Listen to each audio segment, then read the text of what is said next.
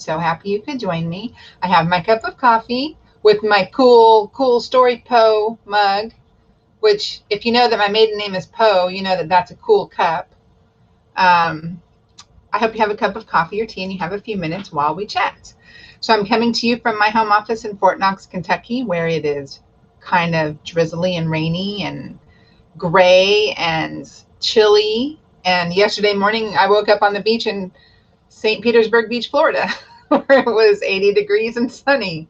So it's amazing to me the difference just a few hundred miles makes. Like if you think about like how the planets in the solar system are millions of miles away from each other, I think millions or hundreds of thousands, I have no idea, but whatever.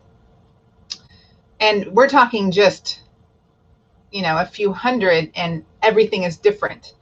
It explains why all the planets, they're so different, because they're getting different levels of sun and everything. So hi, it's almost October. Greg said to me this morning, October's almost here. And I'm like, what? Wait, yes, October's almost here. How is that even possible? So our kids just came off of fall break. So, and they're like, fall break? How is that fall break? Yeah, so tomorrow, Alexandra's appeal releases. Thrilled about this book, and I was really nervous about it. I didn't know how it would be received. And when you read the book, you'll understand. And I've started getting reviews from the beta readers already. Like they're leaving them on BookBub and on Goodreads. And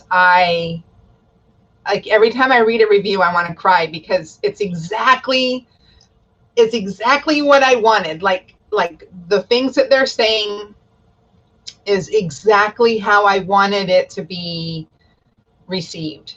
I wanted that deep emotion. I wanted that connection to the characters to where you can't let them go and you want to reread the book because you're not willing to let them go yet.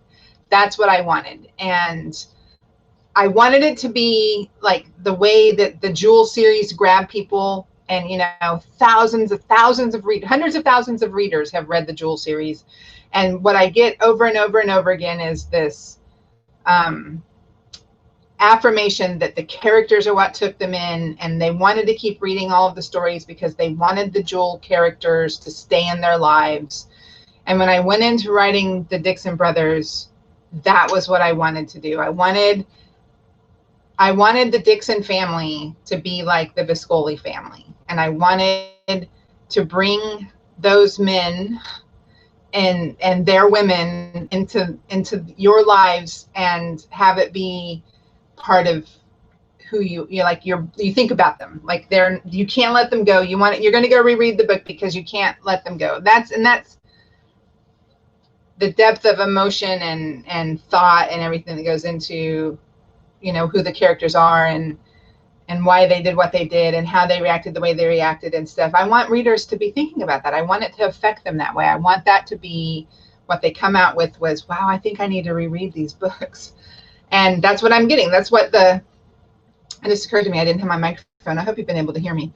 That's what I want the readers to have. And so it releases tomorrow. So starting at, midnight, your time zone tonight, the book is going to start going live.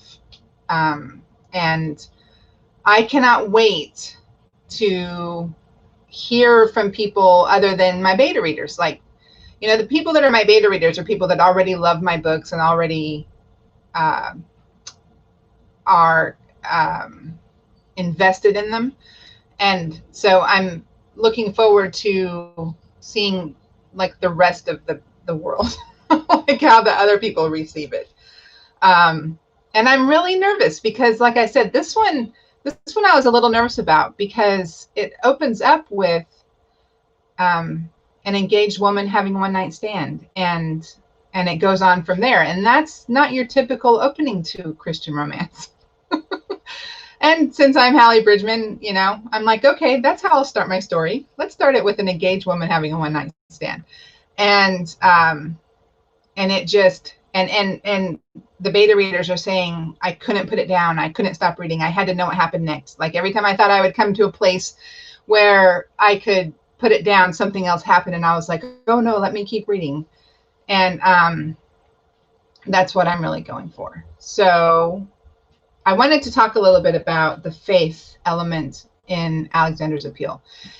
And in the introduction, in the acknowledgments, I do a note to the reader, and I explain that so Alexandra Fisher is Jewish.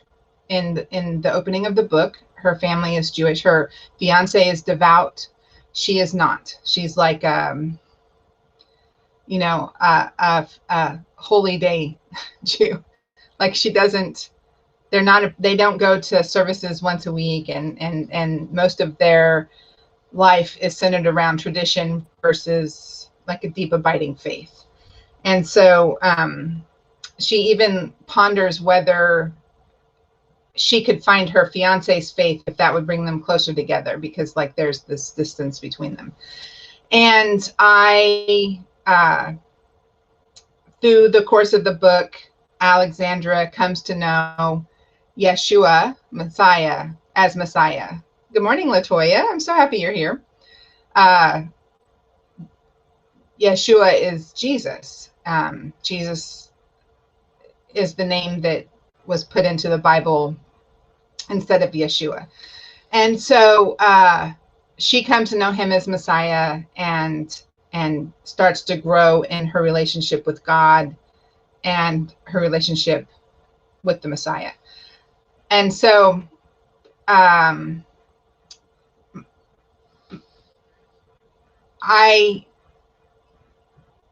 am not your typical Christian. My husband and I are not. We were both raised Protestant, but we are not Protestant believers. We are Messianic Jews.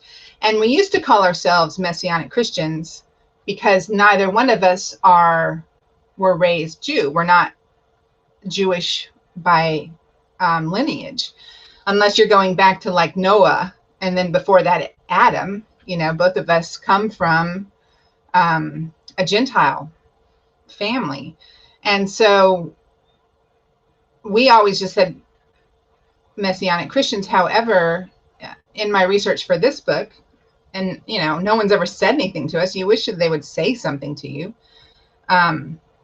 The term Christian is not a term that Messianic Jews use or appreciate. It's not a biblical term.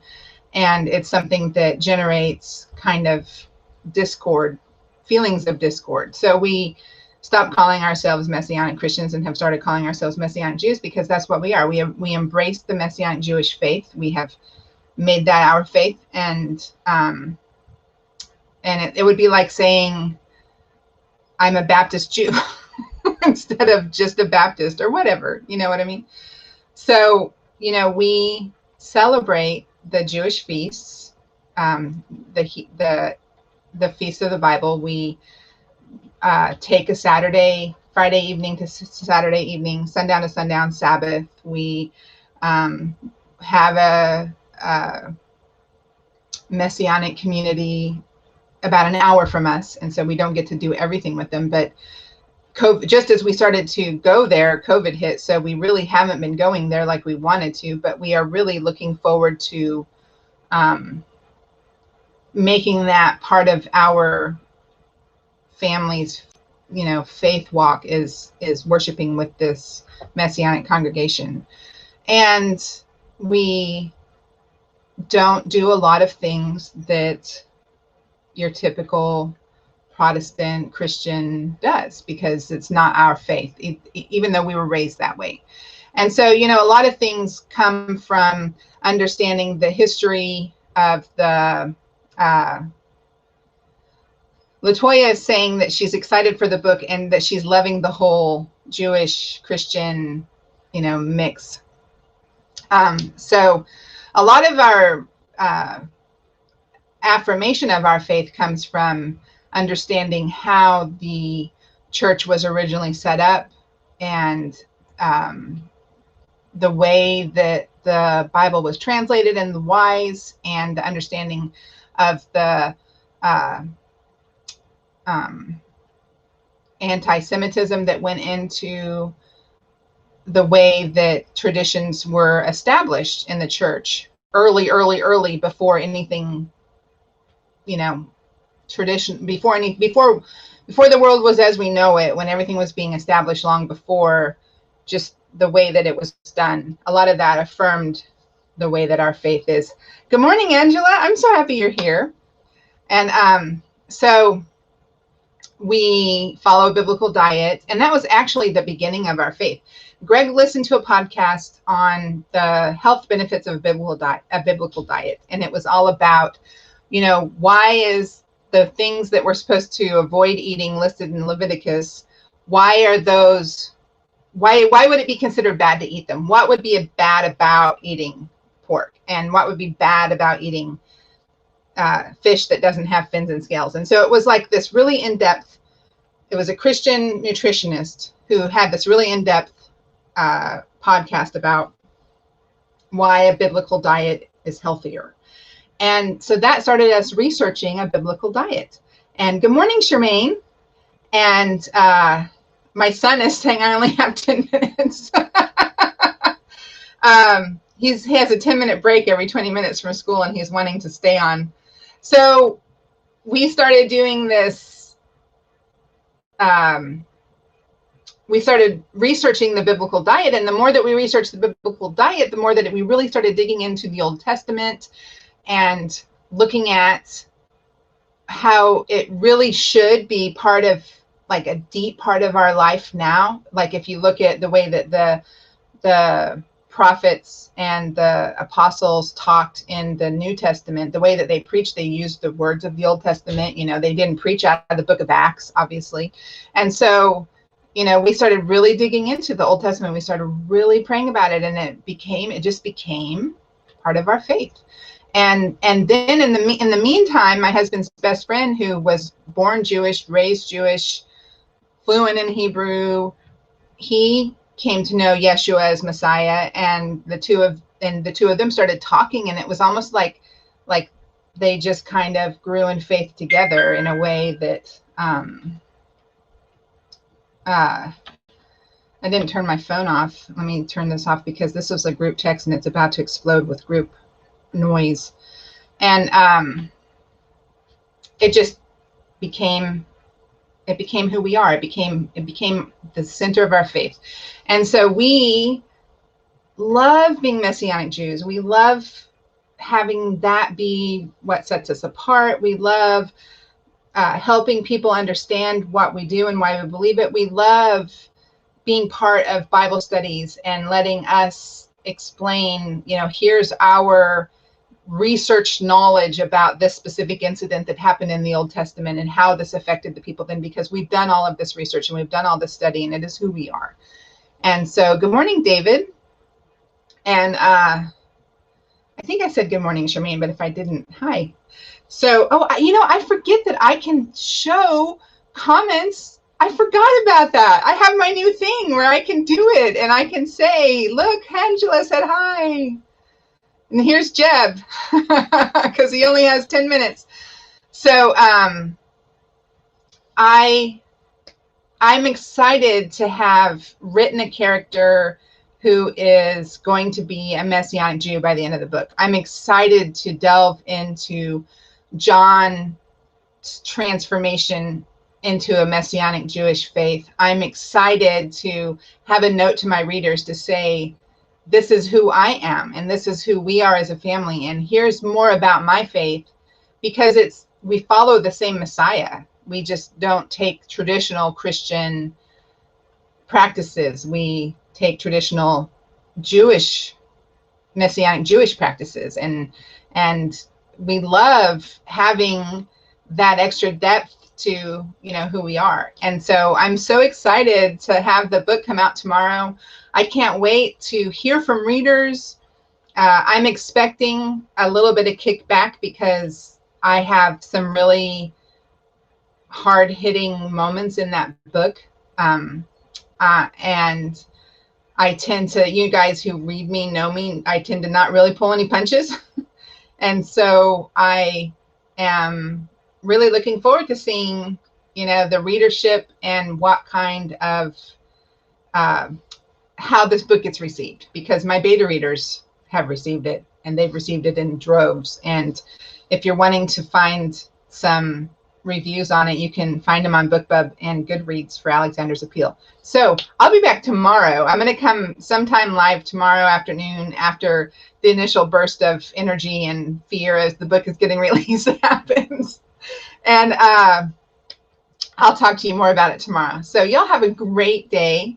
I'm going to get started on Daisy's Decision because that book is supposed to come out very, very quickly. And this is what Cindy says. I need you to stop making me care about these characters. Y'all, let me tell you something. Alex is going to grab you and hold on to you, and you are going to, want to step in and make things right for her. That's just like with the Jewel series, which was my goal. I tried. So, y'all have a great day. I will see you tomorrow on release day. I'm so excited. All right. God bless you. Bye.